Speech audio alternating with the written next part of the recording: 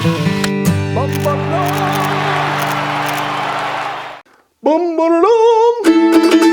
welcome to BanjoBenClark.com. I am Banjo Ben, your host on the website that teaches you how to play banjo, guitar, and today mandolin. You know, every once in a while I'll record a lesson and I'll just think, man, I wish I would have had this lesson whenever I first started playing. It would have shaved off months, if not years, off my thinking about the instrument. That's what we have today. We're going to do an A major scale expose. We're going to do much more than just learn an A major scale. I want you to see how the mandolin neck works. Okay, so we're going to look at it kind of like a piano to start with. Then we're going to introduce a couple more dimensions so that you can see how the mandolin strings work off each other. Then I'm going to teach you how to play closed A major scales, open A major scales, and then I've got 2 or 3 incredible exercises that are going to build your speed and dexterity in both hands. Okay, so if you're watching this on Facebook or YouTube, here in a moment, I'll ask you to come over to the website, BanjoBenClark.com. You can join as a Gold Pick member. That gives you access to all the videos that I've created. I do one every week. I've been doing it for years. As well as all my tabs, which come in PDF and TEF file formats. And I have MP3 rhythm tracks for most all the songs over there. So come check it out, okay? I'd be honored to have you on board. Let's look at this first video segment of about a 30-minute lesson for the A major scale study. Now, when we throw this first line of tab up there, there's a couple things I want to point out. First, we notice little arrow directions beneath each one of the notes. Those are our pick stroke directions, okay? So these are all down arrows in this particular line of tabs, so that means that we'll play all of these notes with a down pick stroke. Later on, we'll introduce alternating pick strokes. We'll have down arrows and up arrows, and that's where we would do a down stroke and an up stroke. Okay, so this is a great pick hand exercise. The next thing you'll notice is that some of these notes are surrounded by a red square. Okay, that notates, that lets us know that those notes are what's called the root.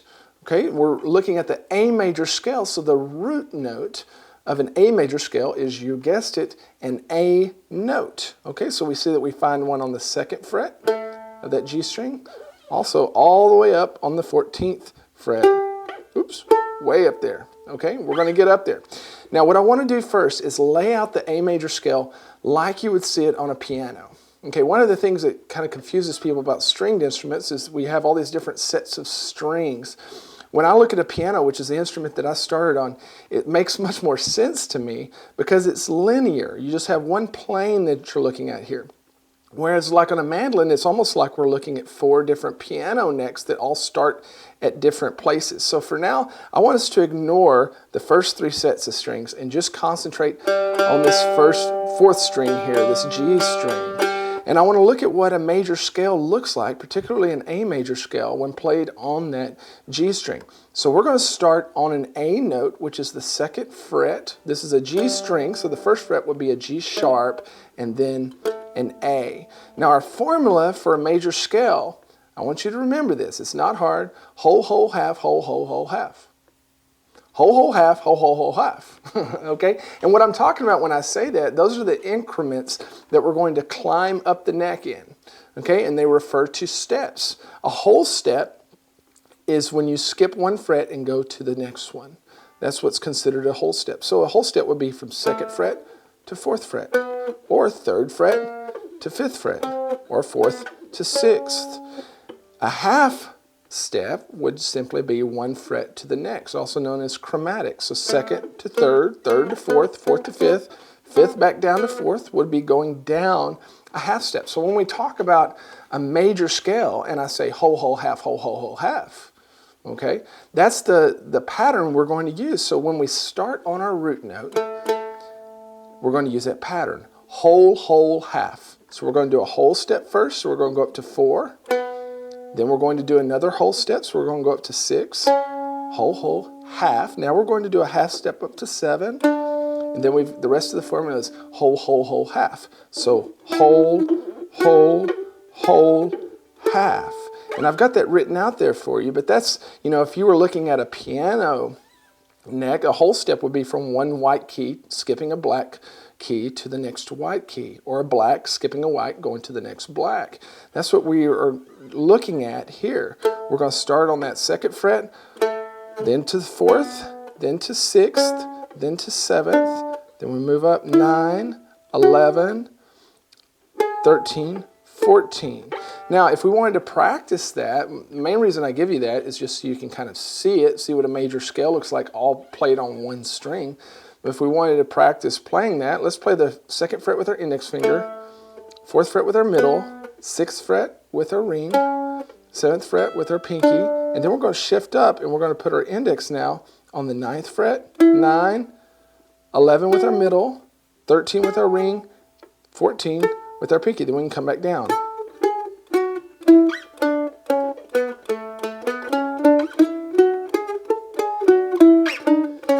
It's hard to play all the way up the neck, especially with those fat strings. Okay, so that's what an A major scale looks like. Incidentally, that pattern works with every major scale.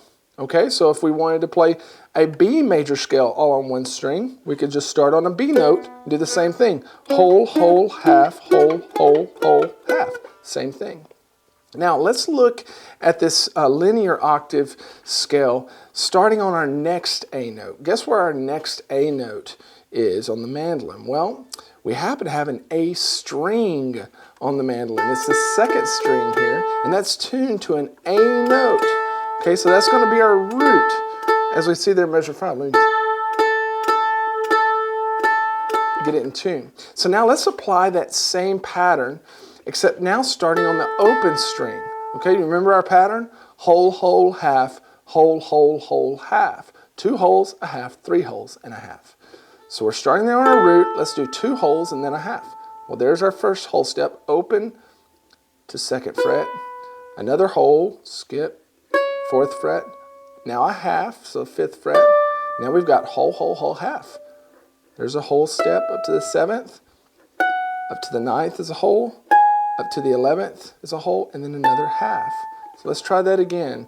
Open, whole, whole, half, whole, whole, whole, half. Now, if we're going to play that with our fingers, this one's a little bit easier to play. I'll start with our open A string, and then I'm going to play my index on the 2nd fret, middle on the 3rd, ring on the 4th, on the 5th, sorry, 2nd, 4th, 5th, pinky on the 7th. Then I'm going to jump up and I'm going to grab the 9th fret with my index, 11, 12. You can also jump up and grab the 7th fret with your index finger. Let's try that, starting with our open A string. Jump, then come back down.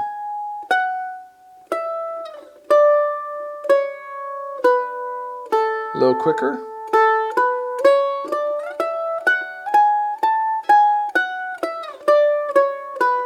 Okay, so what we've done, we've turned this low G string and now this A string into its own little piano neck where we see the pattern of the scale on each string. Now what would be really tough is to try to play a whole song just on one string, or it's tough to even play the whole scale on one string. So what we're going to do is we're going to learn how the strings overlap, and in doing that we'll learn how to play our scales on different strings.